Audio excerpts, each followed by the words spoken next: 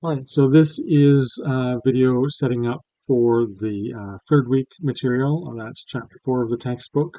And here we're looking at beyond the sounds of English to look at the symbols and the sounds themselves of all the pulmonic consonants and all the vowels. And we're also going to dig into the set of diacritics that represent secondary articulations.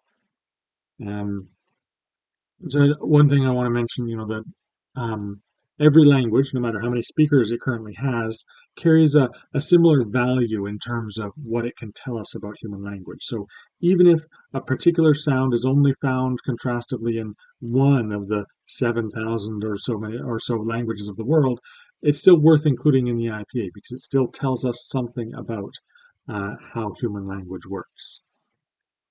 Um, The textbook notes that there's not a lot of systematic correspondence between the forms of the IPA characters and the articulatory descriptions they stand for. There's nothing about the symbols, say in the first column of the pulmonic consonant chart, that shows or expresses that they share the bilabial place of articulation. There's nothing about the shapes of the vowel symbols in the bottom row of the vowel chart that expresses that they're all open vowels.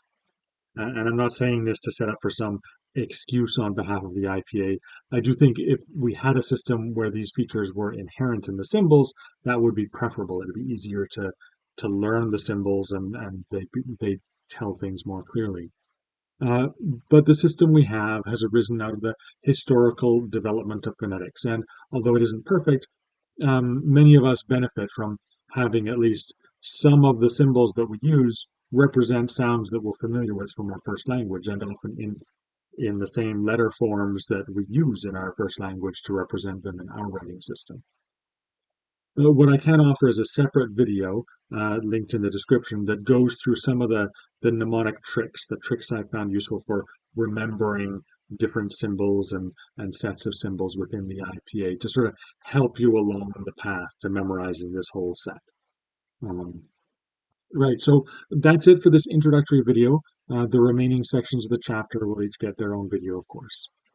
So thanks for watching. See you then.